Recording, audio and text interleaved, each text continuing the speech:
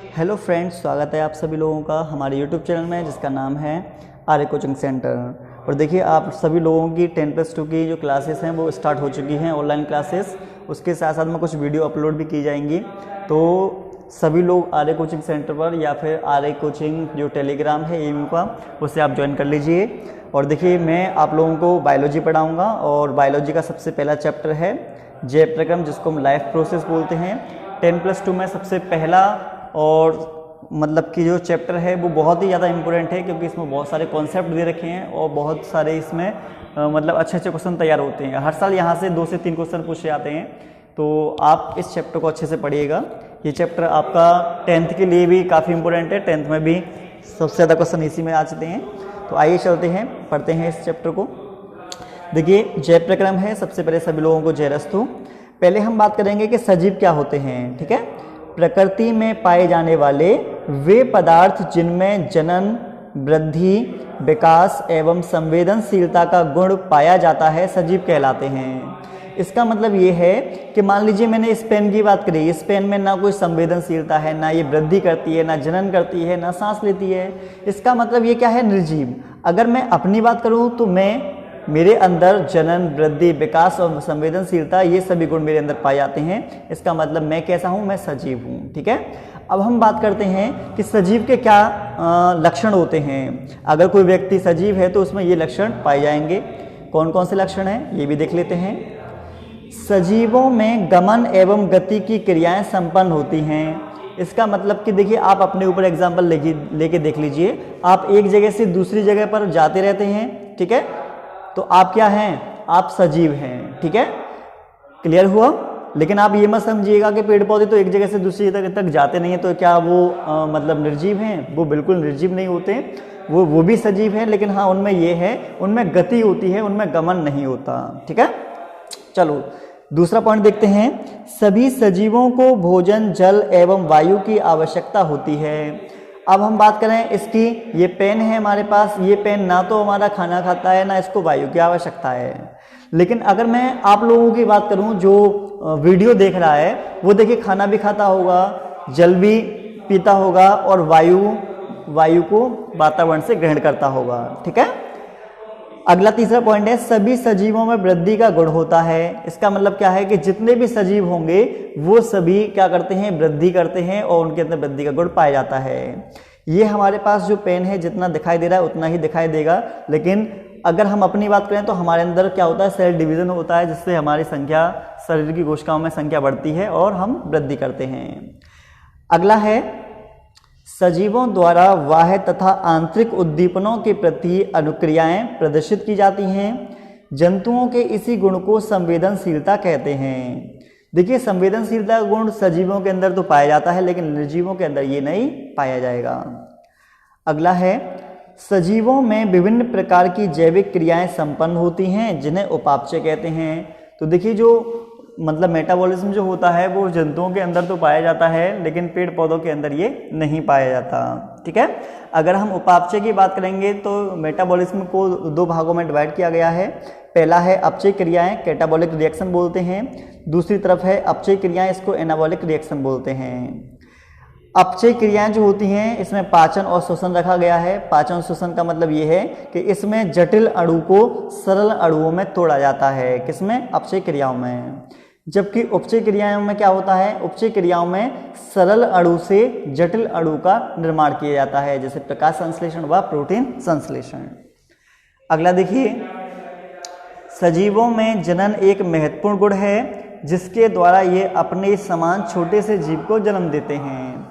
इसका मतलब कि अगर मैं इस पेन की बात करूं तो ये पेन किसी दूसरे पेन को जन्म नहीं देगा, लेकिन यहीं पर मान लीजिए अगर जंतु होता तो जंतु मरने से पहले अन्य छोटे छोटे जीवों को जन्म दे जाता है, मतलब जन्म दे जाता है, जिससे उसकी जाति की निरंतरता बनी रहती है। ठीक है, तो देखिए, अभी आपने देखा कि सजीव क्या होते हैं, सजीवों के लक्षण क्या होते हैं। आप वीडियो को पॉज करके नोट्स बनाना शुरू कर देना। देखिए, कॉपी पेन लेकर बैठिएगा, मतलब कि पहले आप वीडियो देख लीजिए, उसके बाद में आप वीडियो को पॉज कर करके हमारे जो नोट्स हैं, नोट्स आप सभी लोग बना लीजिए। मैं 100% इस बात को मतलब कि आपको गारंटी देता हूं कि इस चैप्टर को जो भी मैंने पढ़ाया है वो अगर आप लोगों ने पढ़ लिया, इस चैप्टर जो भी क्वेश्चन आएगा वो 101% इस नोट्स में से आएगा, इस नोट से बिल्कुल भी बाहर कोई नहीं आएगा। ठीक है, चलो आगे बढ़ते हैं। हमारा ये है जैव प्रक्रम, मतलब कि लाइफ प्रोसेस क्या होती है। वे सभी प्रक्रम जो संयुक्त रूप से जीव के अनुरक्षण का कार्य करते हैं जैव प्रक्रम कहलाते हैं। ठीक है, जैव प्रक्रम में देखिए कुछ मैंने एग्जांपल भी दे रखे हैं, जैसे पोषण जैसे हम जो खाना अंदर लेते हैं जो शरीर के लिए उपयोगी है। श्वसन, जो हम श्वसन करते हैं जिससे हमें ऊर्जा मिलती है। वहन का मतलब ऑक्सीजन का ट्रांसपोर्ट करना, ग्लूकोज का ट्रांसपोर्ट करना, अनावश्यक पदार्थ जो है उनको बाहर निकालने के लिए ट्रांसपोर्ट करना। ये है उत्सर्जन का मतलब जो हमारे शरीर में हानिकारक पदार्थ बनते हैं उनको बाहर निकालना उत्सर्जन कहलाता है। इसका मतलब ये हुआ कि ये चारों सम्मिलित रूप से काम करते हैं। ठीक है, जिससे हमारा जो शरीर है वो संयुक्त रूप से एक तरीके से अनुरक्षित रहता है। इनमें से कोई भी एक अगर काम नहीं करेगा तो इसका मतलब हमारा ये है कि हमारी बॉडी ठीक से वर्क नहीं कर पाएगी। ठीक है, चलिए आइए आगे बढ़ते हैं।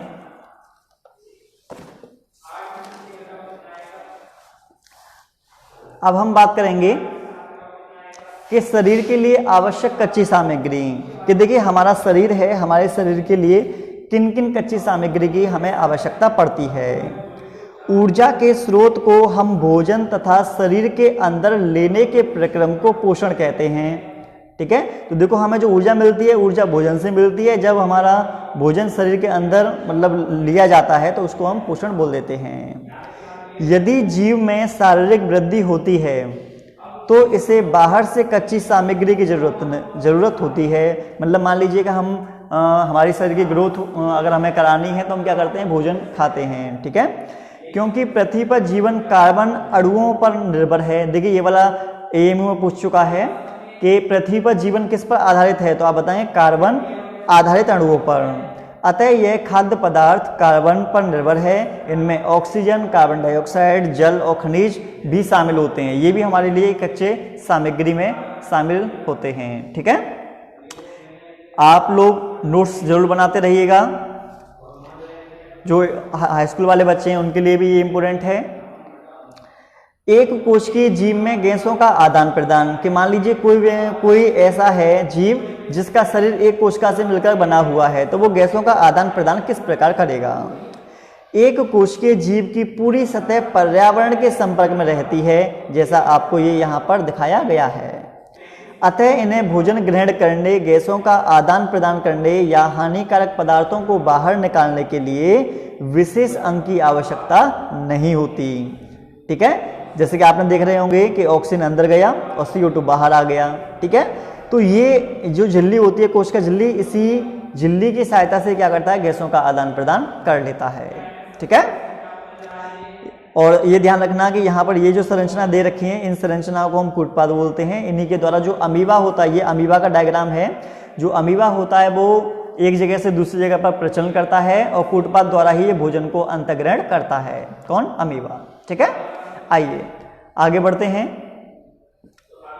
बहुकोशिकीय जीव में ऑक्सीजन की आपूर्ति, देखिए हम सभी जो प्राणी हैं सभी बहुकोशिकीय हैं, क्योंकि हमारे शरीर में विभिन्न प्रकार की कोशिकाएं उपस्थित हैं। ठीक है, विसरण क्रिया द्वारा बहुकोशिकीय जीवों में पर्याप्त मात्रा में ऑक्सीजन शरीर के प्रत्येक अंग में नहीं पहुंचाई जा सकती है।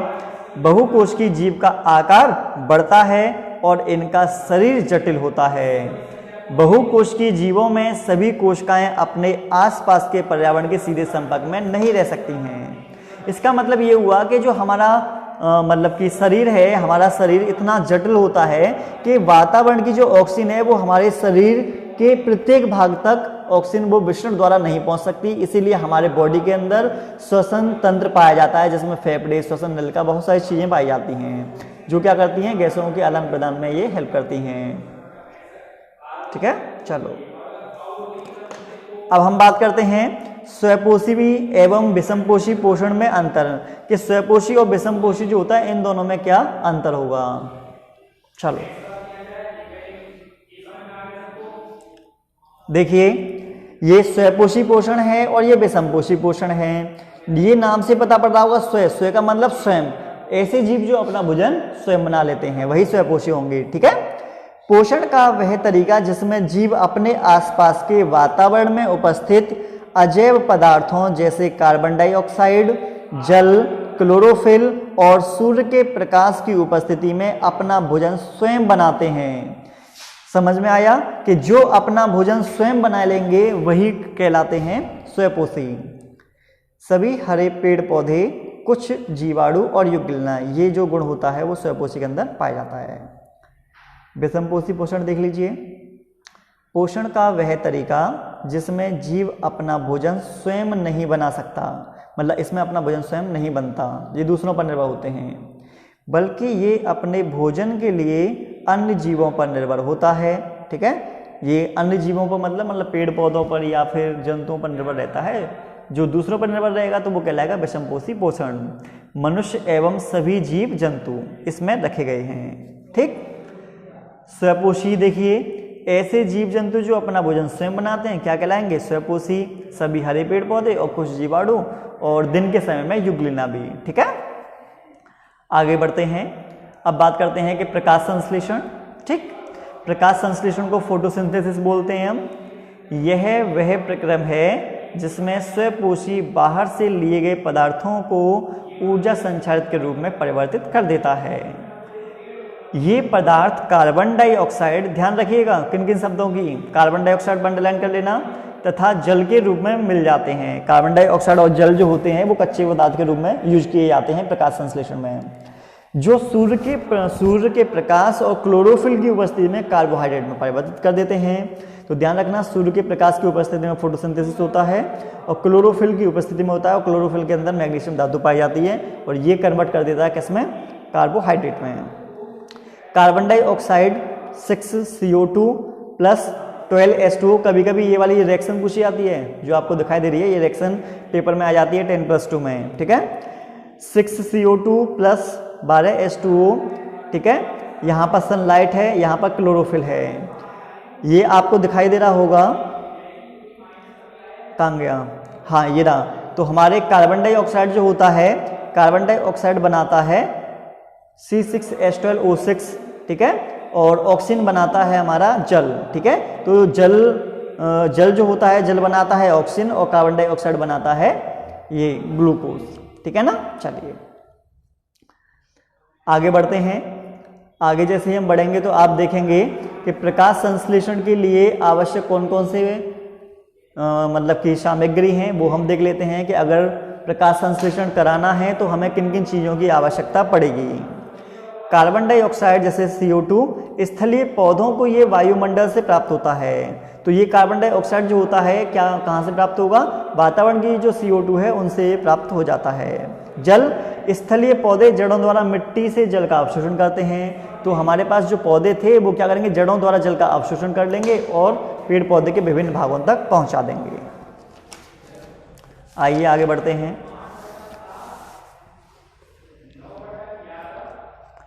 अगला है सूर्य का प्रकाश। तो देखिए सूर्य का प्रकाश जो सनलाइट है ये हमें सूर्य से प्राप्त होगी। क्लोरोफिल, क्लोरोफिल जो होता है पत्तियों के क्लोरोप्लास्ट में होता है, क्लोरोप्लास्ट में क्लोरोफिल उपस्थित होगा। ये भी ध्यान रखना, क्लोरोफिल में मैग्नीशियम धातु पाई जाती है और पेड़ पौधे में जो हरा रंग होता है वो क्लोरोफिल की उपस्थिति के कारण ही होता है, ठीक है। चलिए अब देखते हैं कि प्रकाश संश्लेषण के समय होने वाली घटनाएं, कि जब अगर प्रकाश संश्लेषण हो रहा है तो उस समय पौधे के अंदर कौन कौन सी घटनाएं घटित होती हैं। सबसे पहली घटना होती है कि क्लोरोफिल द्वारा प्रकाश ऊर्जा का अवशोषण करना, कि जो क्लोरोफिल होती है वो प्रकाश को क्या करती है? अवशोषित करती है, ठीक।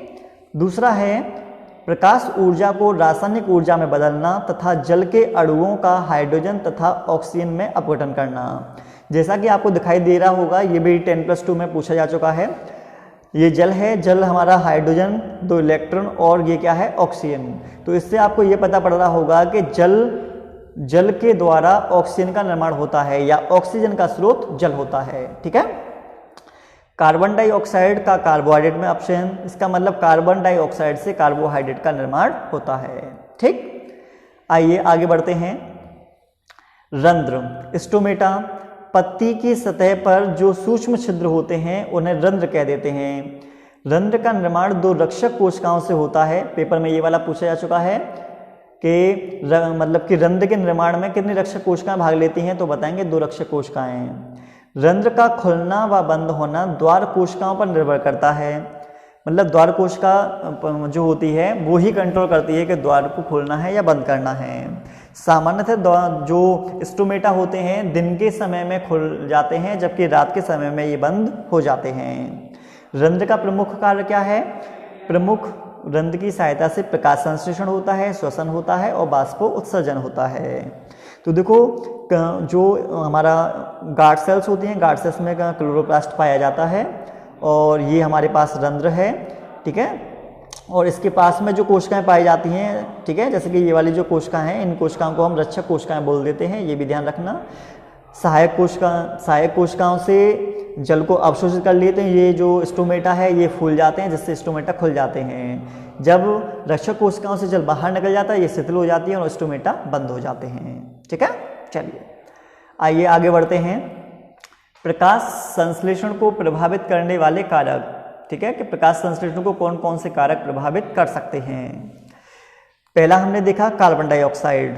एक निश्चित सीमा तक वायुमंडल में कार्बन डाइऑक्साइड CO2 की मात्रा बढ़ने से प्रकाश संश्लेषण की गर्मी बढ़ जाती है। मतलब प्रकाश संश्लेषण की मात्रा जो होती है वो बढ़ जाती है। CO2 बढ़ेगा, नो डाउट प्रकाश संश्लेषण बढ़ेगा, लेकिन एक निश्चित सीमा तक बढ़ेगा, ठीक है। चलिए अगला है सूर्य का प्रकाश। ये सनलाइट है। अच्छी मात्रा में प्रकाश उपलब्ध होने से प्रकाश संश्लेषण की दर बढ़ जाती है। नीले एवं लाल रंग के प्रकाश में प्रकाश संश्लेषण मतलब कि संश्लेषण होता है। इसका मतलब ये है कि नीले और लाल रंग में जो प्रकाश संश्लेषण होता है सबसे ज़्यादा होता है, और अच्छी मात्रा में प्रकाश मिलेगा तो प्रकाश संश्लेषण की दर भी बढ़ जाती है, ठीक है। आइए लिखते रहना, मतलब कि नोट्स बना लेना बहुत अच्छे से। जो इंटर वाले बच्चे, सॉरी गलती से बोल गया, मतलब कि जो हाई स्कूल वाले बच्चे हों या फिर 10+2 वाले बच्चे हों या फिर ऐसे कोई भी बच्चे हों जो मतलब कि बायोलॉजी के में इंटरेस्टेड रखते हों, जो मतलब बेसिक चीज़ों को समझना चाहते हों, वो सारी बेसिक चीज़ें इसमें बताई गई हैं, ठीक है। जल है। जल की पर्याप्त मात्रा मिलने पर प्रकाश संश्लेषण की दर बढ़ जाती है। मतलब जितना जल मिलेगा प्रकाशन की दर भी बढ़ेगी। ऑक्सीजन की मात्रा बढ़ने पर प्रकाश संश्लेषण की दर कम हो जाती है। तो ध्यान रखना, आगे के जो 3 फैक्टर थे उनके बढ़ने से बढ़ रही थी, लेकिन ऑक्सीजन के बढ़ने पर प्रकाश संश्लेषण की दर घट जाती है, ठीक है। अगला है प्रकाश संश्लेषण का महत्व। कि अगर पेड़ पौधे प्रकाश संश्लेषण करते हैं तो हमें क्या फायदा होता है। इनसे हमें भोजन, प्राणयुक्त वायु मिलती है और ये पृथ्वी के तापमान को नियंत्रित रखते हैं और वातावरण को भी शुद्ध करते हैं। देखिए हमारी पृथ्वी पर जितने भी प्राणी हैं उनको भोजन उपलब्ध कराते हैं, उसके साथ साथ में इनसे मतलब कि जो CO2 है, CO2 को ये अवशोषित करते हैं, जिससे कि हमारा जिससे वातावरण में CO2 की मात्रा ज़्यादा नहीं हो पाती, जिससे हमारे पृथ्वी का टेम्परेचर भी ज़्यादा नहीं होता। और ये ऑक्सीजन को मुक्त करती है। ऑक्सीजन जब मुक्त होती है तो सिंपल सी बात है क्या कि ऑक्सीजन मुक्त होगी तो प्राणियों के लिए वो उपयोगी होती है, ठीक है। तो आई थिंक आप लोगों को ये पूरा प्रकाश संश्लेषण वाला टॉपिक समझ में आ चुका होगा। मैं आशा करता हूं कि आप इस वीडियो को लास्ट तक देखेंगे, जिससे ये कि आप सभी लोगों का फायदा हो सके। अगर आपको ये वीडियो पसंद आई हो तो इसे लाइक करें, शेयर करें और हमारे चैनल को सब्सक्राइब जरूर कीजिएगा, जिससे हमारे आने वाले नोटिफिकेशन है वो प्रॉपर मिलते रहें। तो आप जो घंटा है उसे भी आप प्रेस कर दीजिएगा। सभी लोगों के लिए जय रस्तु। ऐसे ही और इंटरेस्टिंग वीडियो आप लोगों के लिए आने वाली हैं, ठीक है।